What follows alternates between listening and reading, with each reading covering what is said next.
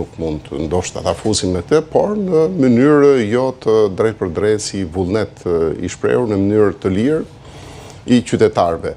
Dhe këte nuk e thot vetëm Partia Demokratike, këte më smiri dhe më spari e thot raporti OSBE-ODIR-it. Partia dhe shteti janë një, janë shfrytzuar gjitha resurset, burimet financiare dhe njerëzore të shtetit, ka lidhje të ngushtë shtetit partijak, të partisë me krimin e organizuar dhe kanë produktuar një rezultat fiktiv. Dhe si rezultat i këtij rezultati fiktiv, sot kemi një krizë politike, kemi krizë ekonomike, por edhe sociale, tërësore, dhe duhet një zgjidhje politike, një zgjidhje e cila pasqyron qartë vullnetin e qytetarëve. Një krizë politike çfarë konkretisht? Krizë politike sepse mungojnë institucionet, mazhoranca ka kapur gjithçka, çdo lloj institucioni, dhe të fundit që e kishte, domethënë të lënë të lirë dhe atë e kapi.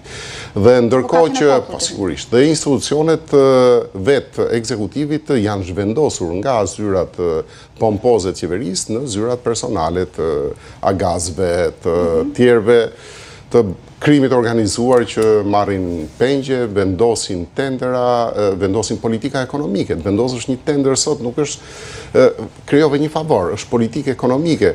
Vendosësh sot fatet e njerëzve të caktuar në raport me një investim, është politikë sociale dhe këte nuk e bën vetë qeveria, sot bën zyra private, si mund të themi ne që s'ka krizë politike totale, a funksionon parlamenti. Keni parë parlamentin sa seanca rreshtu desh që opozita pas 10 seancas të thoshte disa fjalë, sepse nuk është lejuar, ndërkohë që betejë për fjalën aty vazhdon në mënyrë agresive, dhe në mënyrë agresive tentohet që t'i bllokohet fjala opozitës. Është më fort qeveria, se kishte një pyetje tjetër. Po, më fort apo më e dobët? Unë them që është në pikën më dobët. Tani Rama ju desh 3 orë që tregonte që ishte i fortë. Një që është i fortë nuk ka nevojë për 3 orë debat, i nervozuar, shumë i nervozuar, i shfazuar, se të themi i nervozuar është që shumë e thjeshtë. I shfazuar për shkak të zhvillimeve edhe brenda Shqipërisë, por edhe përtej Shqipërisë, pasi shumë mesazhe që vinë drejt për drejt tek qeveria nuk e kalojnë murin e informacionit qeverisë. Pse është i shfazuar? Është i kapur në korrupsion, është brenda dosjes së Spakut, është përmendur më shumë se Belinda Balluku, është brenda Akshit në mënyrë të rrethit në formën e radhëve që e enturojnë atë, është drejt për drejt ai. Mirë më tjerë të gjeti justifikime, tani nuk ka justifikim.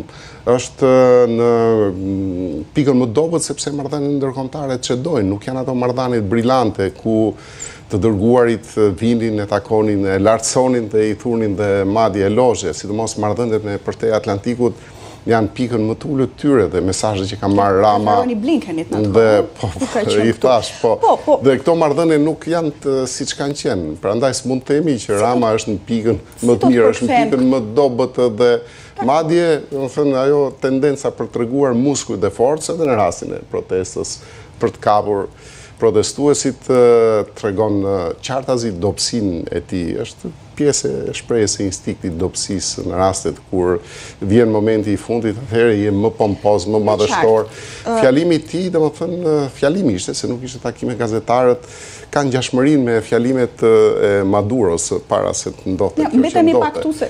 Dhe thjesht bëra një paralelizëm se që ato paralelizme. Po, ai shkrimi ishte për mënyrën se si duhet konceptuar arrestimi Maduros, sepse pati shumë spekulime në rrjet dhe opinionistët e paguar duan për hapin jo vetëm të opinionistët, zoti Boçi, po ka patur një egzaltim edhe tek demokratët, se erdhi fundi i Maduros, do të vijë fundi i Ramaduros. Mirë, paralelizmat janë qarta. Paralelizmi është forma drejt për drejt. Ju thoni që Edi Rama është në pikën time kritike. Si do të përkthehet kjo dobësi e Ramës tani? Si mos jetë kritike? Rama është për të futur, për të arrestuar. Pse duhet ta themi? Pavarësisht se do të gjatë këtyre muajve, zoti Boçi. Është pikën më dobët e ke fjalën për egzaltimin, për paralelizmin, sepse paralelizmi është Ku buron ky egzaltizëm? Çfarë besoni se do të ndodhë? Se janë egzaltuar qytetarët, se s'po themi vetëm demokratët, se ne bëjmë një gabim ndarje këtu dhe ndajmë shoqërinë. Qytetarët dhe demokratë e kanë fjalën demokrat, qoftë dhe deputet, qoftë edhe qytetarët funksionarë të Partisë Demokratike në rrjetet sociale. Deputetët shprehin mesazhe politike, do të thënë egzaltimi është emocional, ndërsa mesazhi politik është brenda arsyes. Dhe ne jemi tek arsyeja, paralelizmi qoftë edhe politik, po qoftë edhe emocional është i vërtet. Dakor, vetëm i të arsyeja. Çfarë besoni se do ndodhë realisht me Edi Ramën? Entuziazmi i qytetarëve, unë shoh atë gulçin që kanë qytetarët për ta nxjerrë jashtë në një moment. Po, është e kuptueshme, po gulçi është i grumbulluar, është pa kënaqësi, është revoltë e grumbulluar ndër vite dhe të ketë egzaltim do të thotë që Rama është në pikën më dobët, se s'mund të ketë egzaltim kot në ajër. Kështu që kjo dobësi, çfarë do ndodh tani? Çfarë do ndodh tani? Çfarë do ndodh? Ju protestoni, ju thoni që Edi Rama do largohet, do të ketë qeveri. Duhet të shtuar presioni, po, duhet të shtuar presioni protestues, presioni i qytetarësh, ajo që sot ka thënë zoti Berisha, që Ramën do ta largojnë shqiptarët. Presioni ndërkombëtar vjen sipas frekuencës valës vetë dhe nuk është i shtyrë nga ne, por shumë indicie duhet i marrë këtu dhe duhet shohë i qartazi që ka një kundërshti shumë të madhe të qytetarëve, të partive politike opozitare ndaj mënyrës si qeverisë Rama dhe ndaj faktit që ai është kapur në korrupsion dhe ndaj domosdoshmërisë që ai duhet të paraqitet para drejtësisë, të hetohet, të akuzohet, të arrestohet dhe të dënohet për gjithë ato fakte prova që tashmë kanë dalë, sepse mesazhet nuk i quante prova Rama, se kanë bërë një postim tjetër, por kur arrestoja djalin që e shau në Facebook ishte provë shkrimi i tij. Në rastin konkret, mesazhet e tij dhe të ministrave nuk qekën prova, është domethënë një paradoks shumë i madh. Ato janë prova që lidhin zinxhirin e fakteve dhe ballafaqohen me gjitha faktet dhe ecuritë e gjërave që janë vërtetuar.